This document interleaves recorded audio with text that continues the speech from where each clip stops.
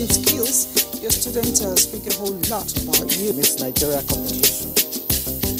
I said, let's pick them up. Let's take them back to Nigeria and let's teach them a different kind of job.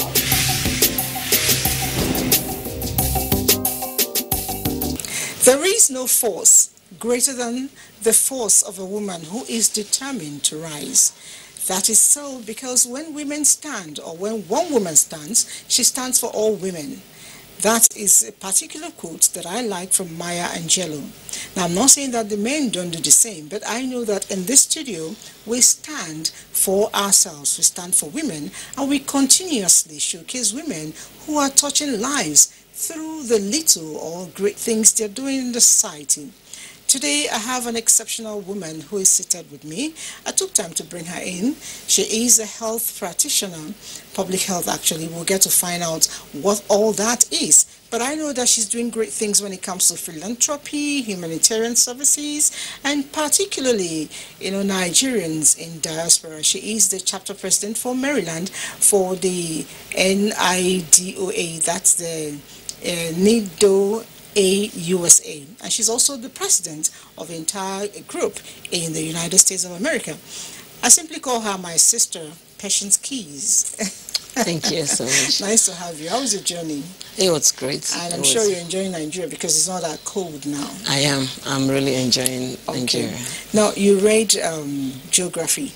Yes. In Ambrose Ali University. Yes. And I'm wondering, geography and nursing, where is the connection?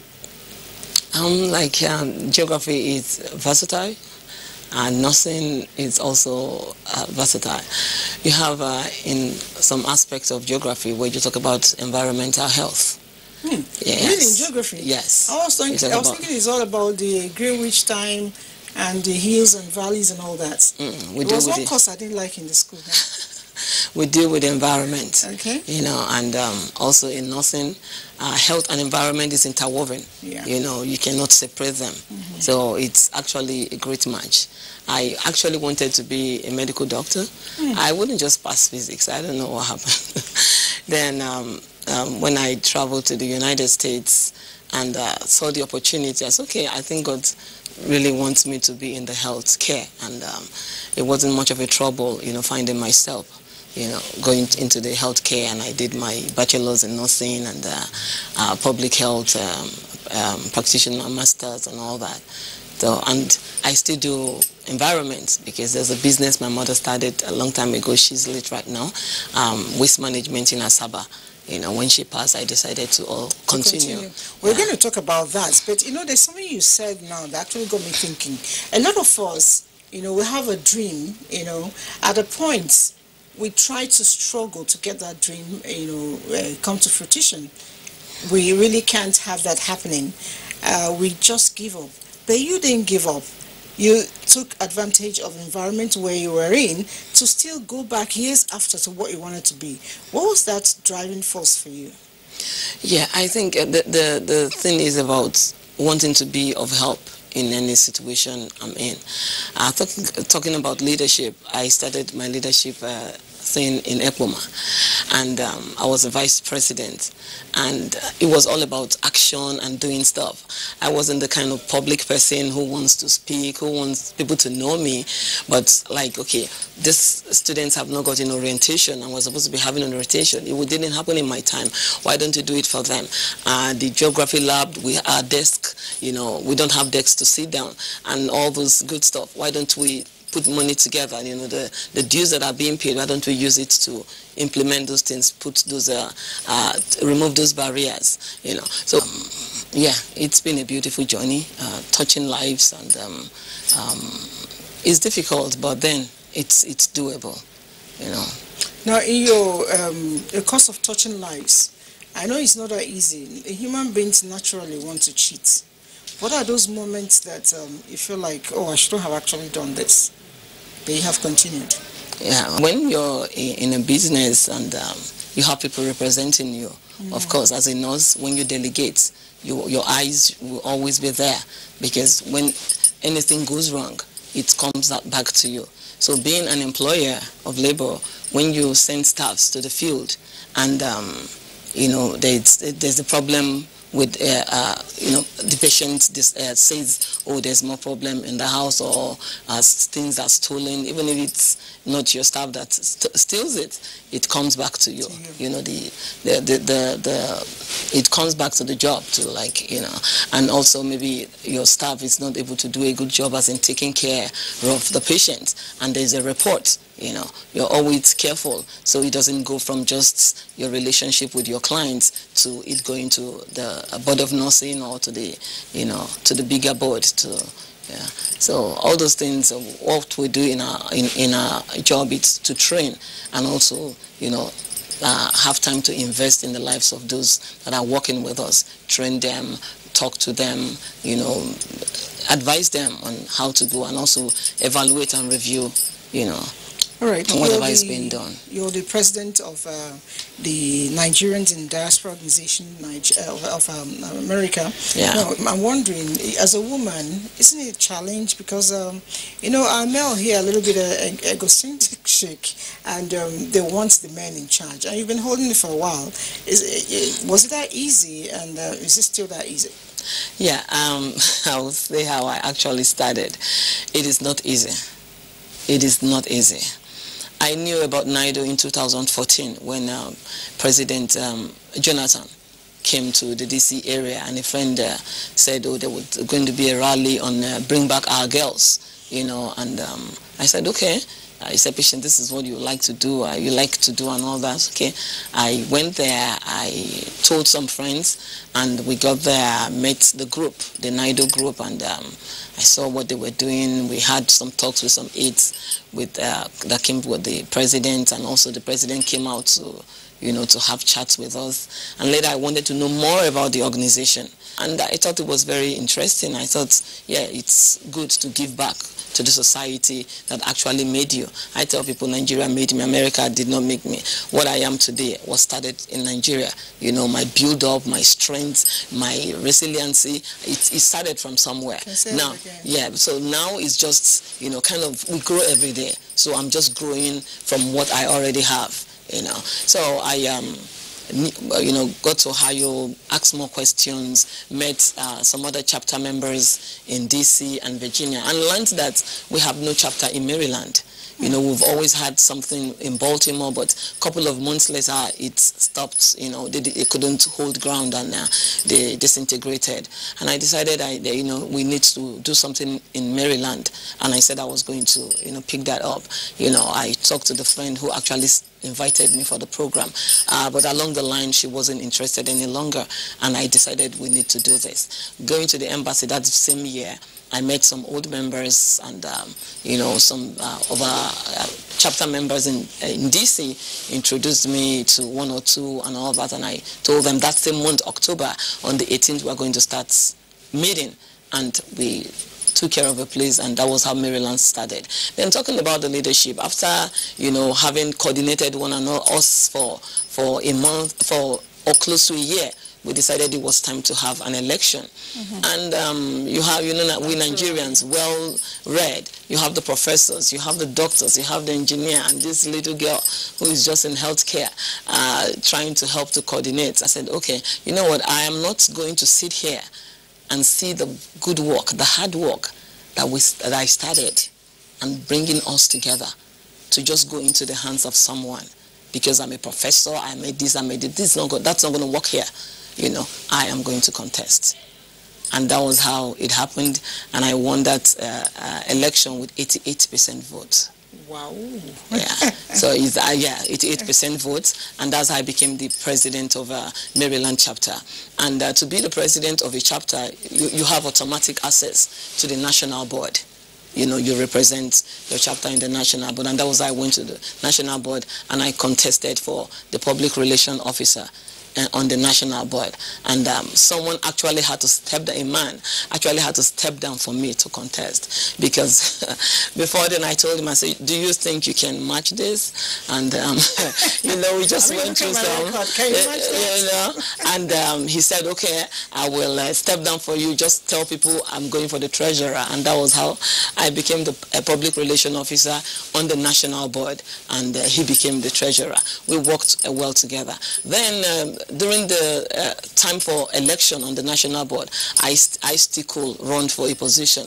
And looking at what NIDO was all about, I thought, yes, I have some things I could bring in, more things I could bring in. I have some things I could introduce. There are so many things that we need to do as Nigerians to be able to move us forward. And I said I was going to run for the chairman. On the national level, the title is actually chairman. Then on the local, on the chapter levels, it's president. So I decided to run for the chairman. And how I did it, I didn't really know. I was actually strategizing to win. So I actually wrote to all the professors, doctors, engineers, the big boys, because most, like you said, most of them are men on the board. We have, I think it was just 4 women. Yes, well, I think we're just 4 ladies. The rest of them were men. And I sent a message to to so many of us saying, this is what I want to do, advice. So it looks like that's put so many of us down, as in, you know. And when it was time for the contest, everybody already knew Patience was running for the chairman of the organization. And I happened to be the first chairman and the youngest one who has run for chairman in NIDO, the first female chairman and the youngest, you know, chairman. And so it was later I got to know that 1 or 2 persons were, you know, interested. And being that I didn't see leadership as a do or die thing. Okay. You know, I believe if you have a goal and you think, you know, that you know how to go about it, we'll support you if you win. And if I do win, you know, the support will be for all of us. Really, for not just NIDO, it should be that too for all, you know, political, social posts, if you ask me. Yes. Now, what has NIDO been able to do with regards to bringing back our diasporas from wherever they are to come invest in Nigeria, economically speaking? Yeah, that's like, thank you for that question. That is exactly one of the big jobs for NIDO that NIDO has been, you know. We have programs. Like, why I'm here is because of the Diaspora Day. Diaspora Day is one of those times where you introduce it to Nigerians in wherever you are. For me, is in the United States. You know, come to deliberate with the government, come to deliberate with the leaders and the business, the enterprises, you know, to see how we can move forward. NIDO has been able to give opportunities to so many Nigerians. Even before I came, like I said, I knew about NIDO in 2014. NIDO has been able to give a lot of opportunities to Nigerians in diaspora coming home to come and invest in healthcare, own their own businesses, agriculture, education, you know, ICT, you know, technology, and a lot of it. But like we started to say, the thing is, we are doing it one by one, not as a collective, not as a union. I know that when, during the period I got to know about NIDO, the aides that came with President Jonathan was like, you know, you people should come as one. You know, when you're all divided, it's a big problem. And that is why we're happy about the NIDCOM, the Nigerian Diaspora Commission, which is an agency for the diaspora to be able to leverage.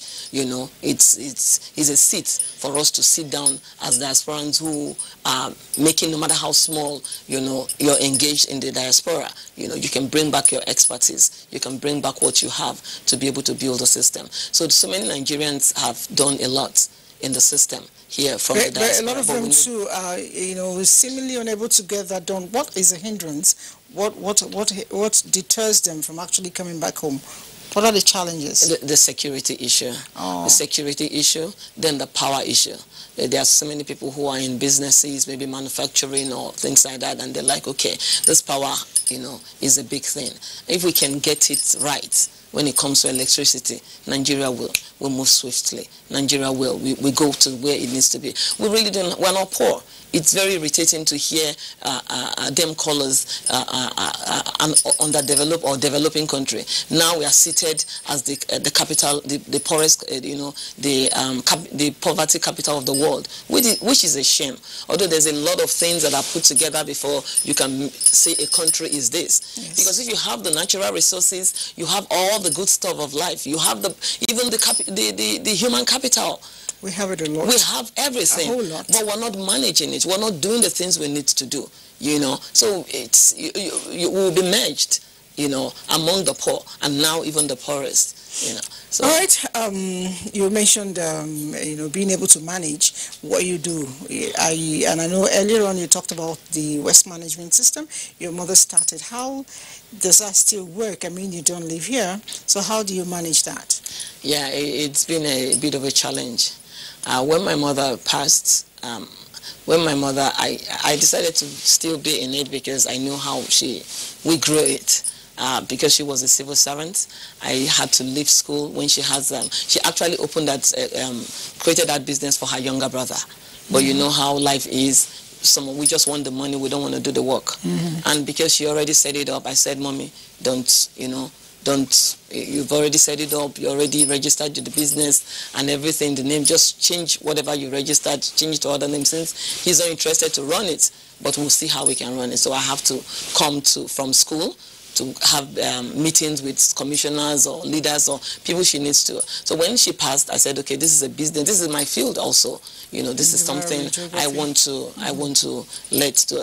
So I decided that her younger sister, before I came to bury my mom, she already started to do some work, and I said, okay, I think I need to merge somebody with you so it can, because she was a school teacher. She said she was okay with it, she will be fine. So we continued. When it comes to financing and all that, we're all there. But the business would actually bring in money to take care of it. Okay. All right. Let's talk less of patience, indeed the key, as the health worker, as the businesswoman, as the entrepreneur. Let's get to relax a little bit. I know you're married, and I know you have a son. How do you run your home? I mean, you're there doing waste management, you're there doing NIDO, you're there doing your entrepreneurship, you're also there doing your nursing. How do you manage, to hold all this together and still hold family together? I think it's all about prioritizing. It's all about your priority. It's all about your goal. Women were transformers. Women were go-getters. Women were multitask. I don't want to tell you when I slept last night and how I got up early this morning and all that. We are multitaskers. So many of us do that. In a situation where you have a family you have a good support system, it's not much of a problem. I didn't have a 50%, 80% or 70% support system, but the support was just from within. I believe for you to be able to attain a lot or attain what you want to attain in life, you have to be self-motivating. So that self-motivation was just there. I didn't create it myself. I just saw it. I just have that yearning that something could be done. Being able to manage my family full-time work, full-time nursing program, having 2 kids who had asthmatic symptoms. At times you have to run to the hospital. You're going from emergency room to do your exams, but it's that resilient, it's that inner strength that I just see was propelling me, So it's that you have to be self-motivated, you have to know what you want, and apart from the inner resilience and being a self-starter, what inspires you, what inspires you, what propels you in life generally, your philosophy? If you don't do it, it doesn't get done.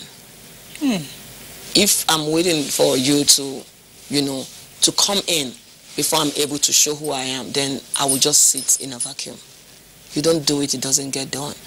That's a good one. It's not good to it's not enough to be waiting for someone to do it. If you think you have an idea, like I tell people in most of our meetings, don't think that your idea is vague or the idea will not be accepted. You might think it's stupid, just say it. There will be somebody in the midst of us that will fine-tune your idea and put it together. And it has happened several times. We come to NIDO to empower ourselves, to grow one another. And as we're growing one another, we're growing the nation. Why? Because we are the nation. Nigeria is not a tree, it's not a house, it's not an inanimate object. Nigeria is the people. So if you don't get it done, it will not be done. That's a good one. Now, when you're not working, doing all that, how do you unwind? What forms relaxation for you? I know, right? I think my daughter, my 8 years old, will be able to tell you that my mommy don't go out. Okay. Most of the things you do at home. But when I do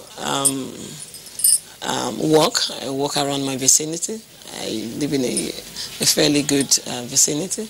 I walk around my vicinity. Sometimes I sit down with friends, and not all the time. Sit down with friends, and I think coming to Nigeria this time around is a very good time, because I've been having some good times, eating some fresh foods and all that. So yesterday we went to the Jabik Park mall and sat down and just look around. Yeah, I'm not much of an outgoing person. Every year I plan vacation, and the money is wasted because there's always somebody needs to meet. There's always something to do. So when I look at, okay, if Naido is going through this and I'm not able to do it, and I go for vacation, who will do it? And but I think I need to mellow it down and also take care of yourself. Yes, yeah. Take care of yourself a little bit, because self-love is not a crime. I always tell people, when you love yourself, you're able to love other people around you, because when you love, you actually give. You give to yourself a whole lot of things. I do. And then in loving yourself, you give to yourself. And then in loving others, which comes from loving yourself too, you also give. So I always say, try to be a self-love person. That way it extends to the outside world. Just before I leave you, I'd like to know, a lot of women face challenges in life, and even before it takes the next step, they've collapsed. They are looking up there and wanting to, get up, or they don't even know they have to get up. What advice do you have for such people? Yeah, empowerment comes from within. So many of we women, we believe somebody has to give us a chance to do something. According to the book of life, it says, honor your own husband. Love your own husband. The only thing we owe man, woman, boy, girl, whoever outside is love and respect. There's something inside of you that wants to grow. Let it grow. Don't be intimidated because of the face of a man, or the face of another woman, or the face of someone is this and I've not attained this goal, or I cannot stand that ground. There's always a place called forward. What you're not able to achieve today, you'll be able to achieve tomorrow, still depending on how you play your card. So for women, we should be strong, we should be bold, we should not wait for someone to tell us, pick that ball before I pick the ball. Try to do something. Try to do something. Go get it. Fail. Then do it again. When one strategy fails, think of something else that can propel you, that can help you to go forward. We should not be intimidated, because I see that most of women, we just grab that intimidation. Because we welcome it. Yeah, we welcome it. Oh, it's a men's world. No, it's a human world. Even the word of God said he made them man and woman. So we're all here to fly. The sky is just too wide for everyone. You see the birds in the sky. None of them, gets at one another. Yeah. And when they fly, we don't know their agenda anyway. You see, exactly. So that is how it is with women. Don't be intimidated. Don't feel because this is the man. The only thing you owe people is love and respect. But you can do whatever you decide to do. You can actually get to whatever goal you set for yourself. Yes. Everything is possible. Everything is definitely possible, and it was possible for you to come in after I've been talking like how many years now? I know. And Thank you very much. The studio. It's my pleasure, really, Patience. And when you go back, you go in peace and continue to do the good work for NIDO, USA. We're glad, and particularly glad you're a woman and you're repping us real good. Thank you. Thank you. All right, she said it all. If it must be done, then you must get it done. That should be your motivation. That should be your philosophy of life. Don't sit down, wait. Remember, a woman has the power of extra 2 letters That's the W and the O. I'm not saying the men should be put down, but it wasn't me that coined that word. The men are right behind. So that means we remain on top, we remain in front of the men. And that's the only way we can actually help them to do what they're supposed to do. Because the Book of Life again says that he created the woman to help the man, because God realizes that the men have their weaknesses and we're there to help them, overcome those weaknesses. Next week, we'll bring you another exciting moment on this studio. The program is The Woman. My name is Elizabeth Abad. Bye for now.